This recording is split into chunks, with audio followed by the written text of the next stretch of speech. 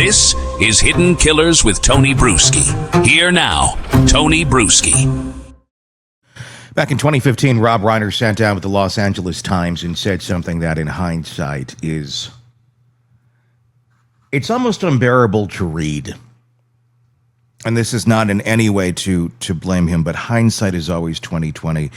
And as I've said from the beginning on this case, let this be a cautionary tale, because it's already a horrific tragedy for so many people.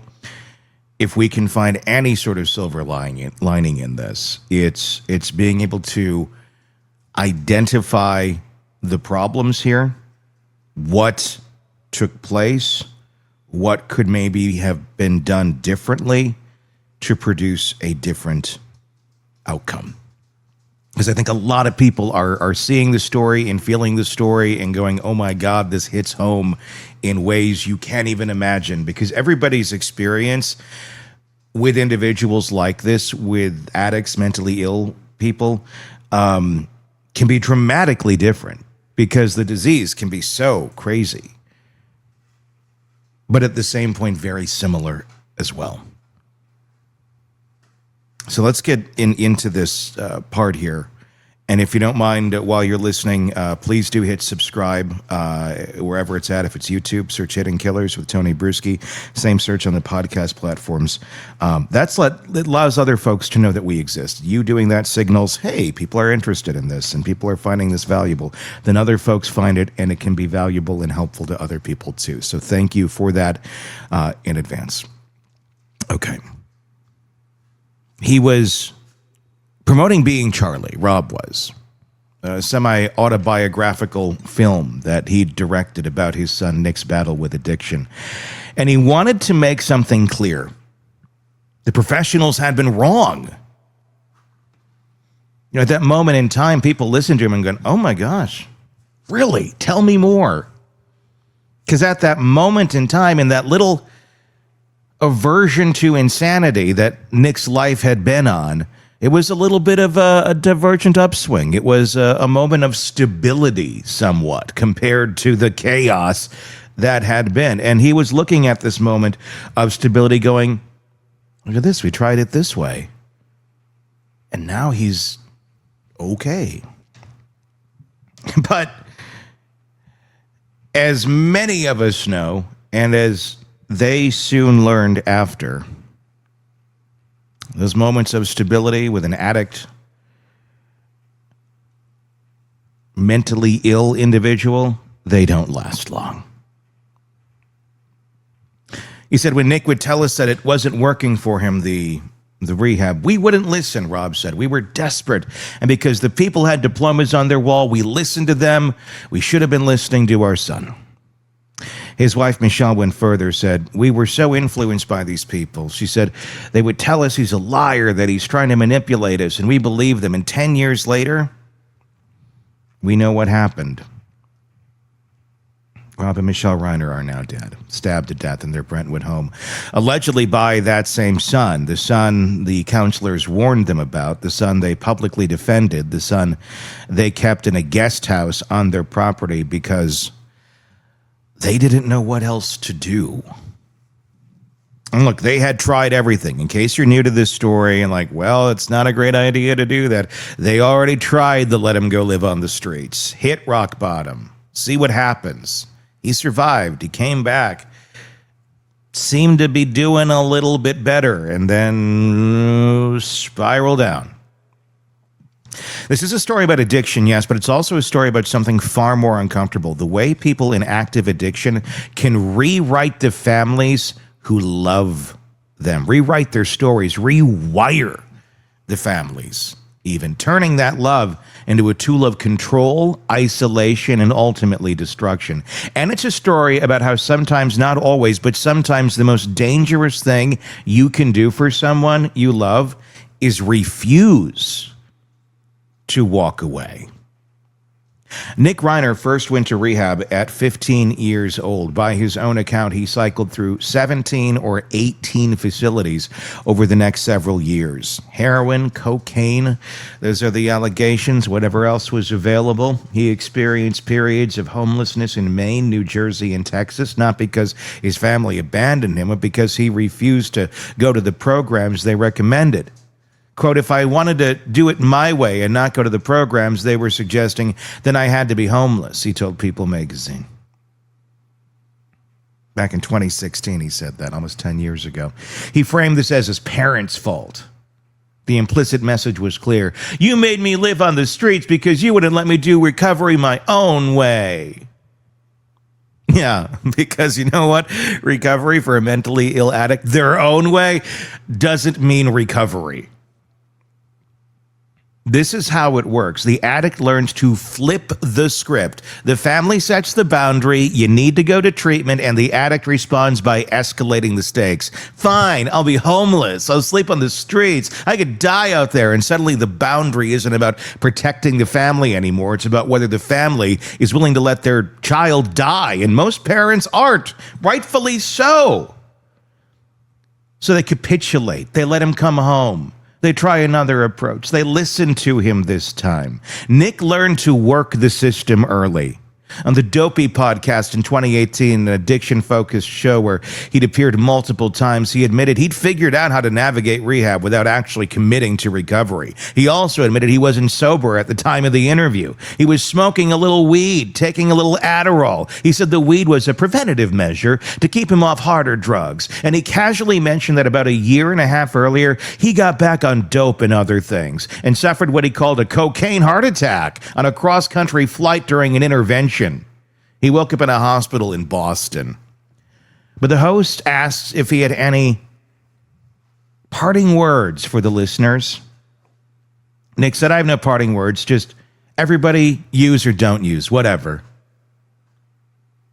Sounds like someone really dedicated to his recovery, as everyone around them is, except the addict. And when that happens, you are literally left with no choice other than saying, there's a bridge down the road that might cover you from the rain. That is not a person in recovery. This is a person who has learned that the performance of recovery is enough to keep the money following, the housing secure, and the family engaged. The actual sobriety part to him, optional. The violence wasn't hidden. Nick talked openly about destroying his parents' guest house while high on stimulants. I got totally spun out on uppers. I think I was on coke and something else, and I was up for days on end, and I started punching out different things in my guest house. My guest house, like it's his. He said that on Dopey. I think I started with the TV, and then I went over to the lamp, and then just everything in the guest house got wrecked. He described it casually, almost proudly. I went 10 rounds with my guest house. This happened around the time his parents told him he had to leave and go back to rehab. So, in true addict form, he responded by destroying their property. And then presumably he went to rehab. And then he came back. And the cycle continued. A longtime neighbor of the Reiners told the New York Post after the murders, this is not the first time their son has been violent. I know of another incident a few years back with Nick, but I won't say more than that. I just never thought it would get to this point. An ex-classmate was more blunt. She said she instantly knew Nick was responsible when the deaths were announced as a homicide. A yoga instructor who worked with the family in the early 2000s was so affected by young Nick's screaming outbursts, episodes that could last 20 minutes or longer, that she wrote a children's book about it. The book was about a child with big feelings and even bigger energy who learns to calm down through yoga. It was her way of processing what she'd witnessed in that house. The warning signs weren't subtle. They were screaming. They had been screaming for years. Here's where this gets even more painful. The Reiners weren't naive. They spent years listening to the professionals. They sent Nick to facility after facility, following the advice of counselors and addiction specialists who told them the same thing over and over. Your son is lying to you. He is manipulating you. This is what addicts do. Don't believe the stories. Believe the pattern. And that's true in almost any line of humanity, addict or not. Believe the pattern. When it deviates dramatically, especially even more on a healthy individual, take a look at what's actually going on. Because actions do speak louder than words. And again, if this is speaking to you, don't let this just be a story you're hearing. Let this be information you take in and live by. If you are the caregiver for the addict, take this in as if we're speaking directly to you. I am not a medical professional. You should contact a doctor and do all that. But just take a listen to this, and as a human being, take this to heart. For a while, Rob and Michele held that line. They enforced boundaries. They insisted on treatment even when Nick resisted. They let him be homeless rather than enable him on his terms. But somewhere along the way, something broke. By 2015, they had completely reversed course. They weren't just questioning the professionals anymore. They were publicly apologizing for ever trusting them. Rob said they should have been listening to our son instead of the people with diplomas on the wall. Michele said the counselors had convinced them Nick was a liar and a manipulator, and they regretted believing it. Successful manipulation by an addict. Check. And the addict knew it, and those around him who loved him and sacrificed everything for him, they could not see the forest before the trees. He had them bamboozled. And I can guarantee, if that addict in your life is not actively in treatment and working on their lifelong recovery, you may start saying it that way too. Because what do? When you try this, you try that, you try everything. Well, the doctor route isn't working. The route for rehabs isn't working. What is he saying that might work for him?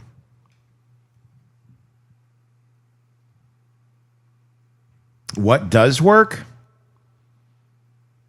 An addict who actively is wanting to participate in their own recovery. And that's about it. They have to make that choice. You can't make it for them. You can't force it on them. We have a system, and we talked about this in a video yesterday, where if they don't want the treatment, your options are pretty slim to nil. Yes, you can force 72-hour holds. Yes, you can do these temporary things this way and that way. But unless, as we've learned, unless they are in imminent danger to themselves or others, and the law is pretty clear on that, it's like literally having the weapon in their hand. If they're just hinting at it, if they're violent, if they're demonstrating behavior that could easily escalate to the next level, that's not enough to commit them beyond their will. That gets you a 72-hour hold, maybe. Within the first few hours of being in whatever facility they go to, that facility's like, how quick can we get this person out of here? Maybe within 24 hours you'll get out. You never know. And you know what? They know how to work the shit because they've been in and out of it. In his case, 17 times by his late teens. God knows how many by 32. They know how to successfully manipulate that system. And when they actually get the people who love them the most to believe that true help is the wrong answer, that is how successful manipulation looks when it's complete. The addict doesn't just get the family to doubt the professionals. He gets them to feel guilty for ever having believed anyone but him. He becomes the victim of a system that tried to help him, and the family becomes complicit in that victimization by having participated in it. The only way to make amends? Trust him. Give him another chance. This time it'll be different. The Reiners made a movie about it. They went on a press tour together. They told the story Nick wanted told, that the treatment industry had failed him, that his parents had failed him by believing the treatment industry, and that the real path to healing was the family finally seeing things his way, which is the biggest line of bullshit I've ever seen. I'm not blaming Rob for making that movie. If your child is literally dying in front of you, you're going to try every damn thing. And if one of the levers on your repertoire of things you can do is make a movie when you pull it, then you're going to take that lever. Well, maybe this creative process, maybe we could bond together. I get the thought process. And if Nick had actively wanted to be in recovery and work on his sobriety and that movie together, it could have ended in a very beautiful way. But it didn't, because he didn't want to. And here we are. Being Charlie answered the reconciliation. The father and son came together. The system is blamed. The family is magically healed and everything is great. But that's not real life.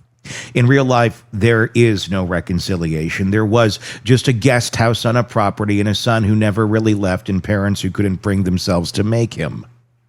I want to be clear about something here again. Rob and Michele Reiner were not stupid. They were not weak. They were not bad parents. They were parents in an impossible situation, facing a problem that has no reliable solution.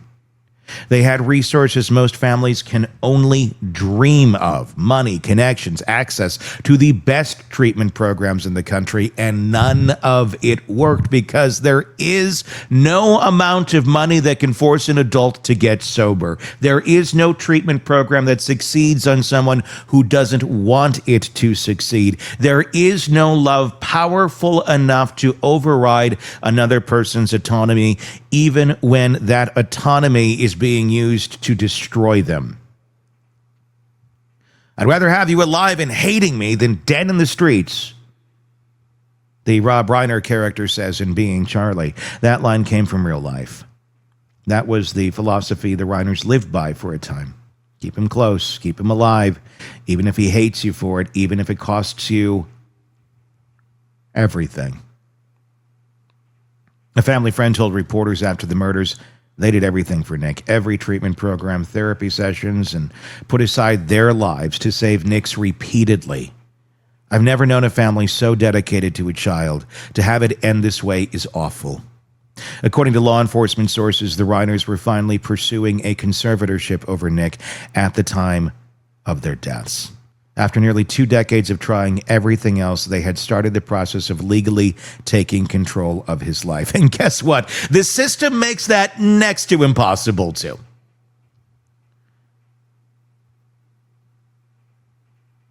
Michele had reportedly become increasingly concerned about his mental health in recent weeks. Something had shifted. They were finally taking the kind of drastic action the situation had demanded for years. They ran out of time. The night before the murders, Rob and Michele attended that Christmas party at Conan O'Brien's house. And believe me, I didn't have Conan O'Brien Christmas party on my murder Christmas card of the year or my murder bingo sheet of events that were going to take place at all, where somehow Conan O'Brien's name comes up in a true crime story about his Christmas party. But here we are. They allegedly asked the host if they could bring Nick. According to sources who spoke to Rolling Stone, the reason was simple. They wanted to keep an eye on him. Think about that for a moment. A holiday party with friends, black ties, a wonderful gala, And the primary concern is monitoring your 32-year-old son's behavior, making sure he doesn't do something that embarrasses the family or worse. And it didn't work. Multiple witnesses reported that Nick displayed antisocial behavior at the party. He was seen wandering alone, looking flat and emotionless. A loud argument broke out between Nick and his father. The family left shortly after. An embarrassment. Sometime in the early morning hours of December 14th, according to prosecutors, Nick Reiner allegedly stabbed both his parents to death inside their home. Their daughter, Romy, found the bodies Sunday afternoon. Nick was taken into custody later near USC. He did not resist. As you know, he's now facing 2 counts of first-degree murder with special circumstances, the use of a deadly weapon. The charges carry a maximum sentence of life without parole or the death penalty. Prosecutors haven't decided yet which they'll seek. Nick's defense attorney, Alan Jackson, who successfully defended Karen Reed in another high-profile case, has indicated that mental health will likely be central to the defense. Nick wasn't medically cleared to appear at his initial arraignment, though the reason for that has not officially been disclosed. Here's the part nobody wants to say out loud. Sometimes the most loving thing you can do with an addict acting out in the way Nick was is walk away. Not because you don't care, not because you've given up, but because staying has become the thing that's killing both of you. Because your presence, your resources, your home, your hope, your sanity, all of it has become fuel for their destruction. And yours. When we're giving all of ourselves to someone that only takes and is incapable of not only receiving, also giving back. When we give and give and give and give, guess who wins and guess who loses here? It ain't the person that's giving all of themselves. And the addict, the word there is incapable. Incapable of receiving. Some just are. And that's a hard reality nobody wants to wrestle with. And I cannot imagine wrestling with that if it was my own kid. That is the hard reality, though, that some parents are forced to face, even when they've done everything right. And their hearts are in the right place. When someone destroys your property while high and frames it as your fault for setting boundaries, that's a message. When someone has a documented history of volatility that neighbors and childhood acquaintances immediately recognize as a precursor to violence, that's a pattern. When professionals tell you this person is manipulating you and you respond by publicly apologizing for ever believing them, the manipulation has already won. There is a point where love becomes the weapon, and they use it against you, where every attempt to help becomes another opportunity for them to exploit your guilt, your hope, your refusal to give up, where the guest house in the backyard isn't a path to recovery. It's just proximity to the next crisis.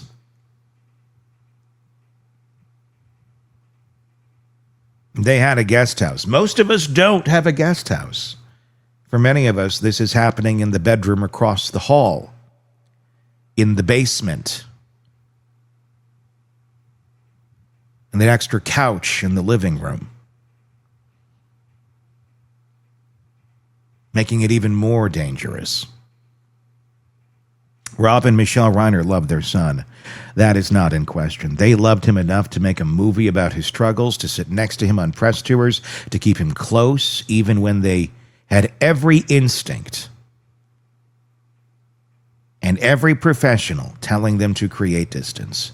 They loved him enough to spend nearly 20 years trying to save him. And in the end, that love may have been the thing that kept them in range.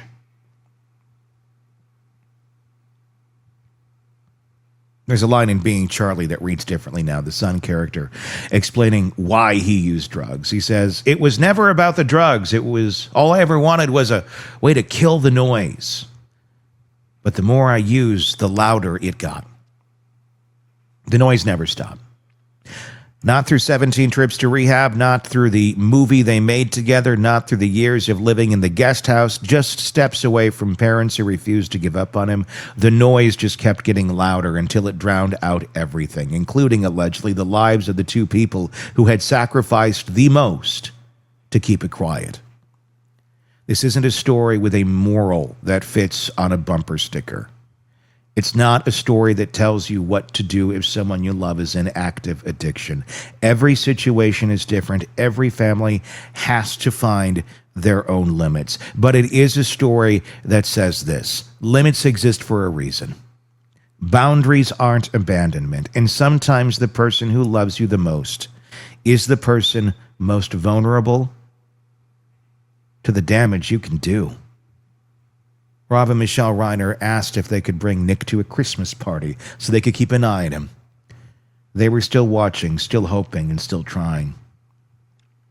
They were also, according to sources, finally pursuing the legal mechanism that might have forced real change, a conservatorship that would have taken decision-making power out of Nick's hands. Again, something nearly impossible to attain in many states. Does it exist? Yes. The way to get there, the path, the boxes you need to check that the court needs to also agree with, even if you have all the evidence, it ain't easy. We will never know if it would have worked. We only know that they didn't get the chance to find out. Sometimes letting go is the only way to survive, and sometimes even when you finally start to let go, it's already too late. Give me your thoughts in the comment section on YouTube. If you're not already there, search Hidden Killers with Tony Bruschi. I would love to see what you guys have to say about all this. If this has reached you, if this has touched a nerve,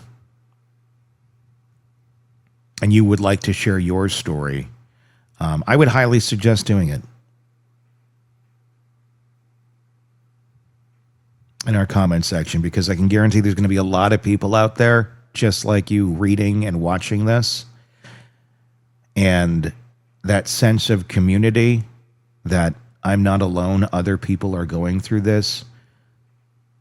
While it seems like you are completely by yourself on that journey, you are not. This is just something a lot of people do not talk about a lot because it's traumatic. It's horrible. You don't want to relive the worst moments of your life over and over again. But if you have the courage to share your story in the comment section there on YouTube, I do highly encourage it. Again, it's about looking out there and taking something horrible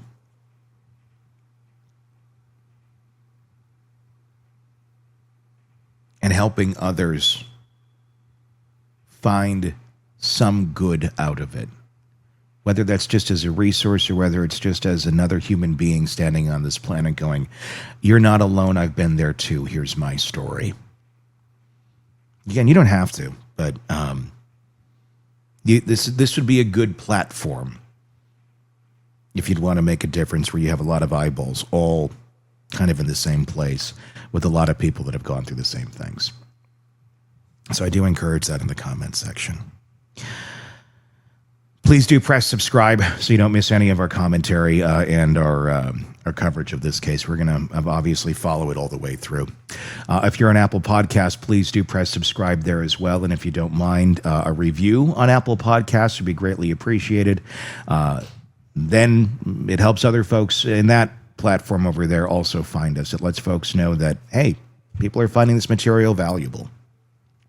And then it feeds it to other people, and more people can participate and become part of our community here. So, again, thank you for that in advance if you have a moment to do that.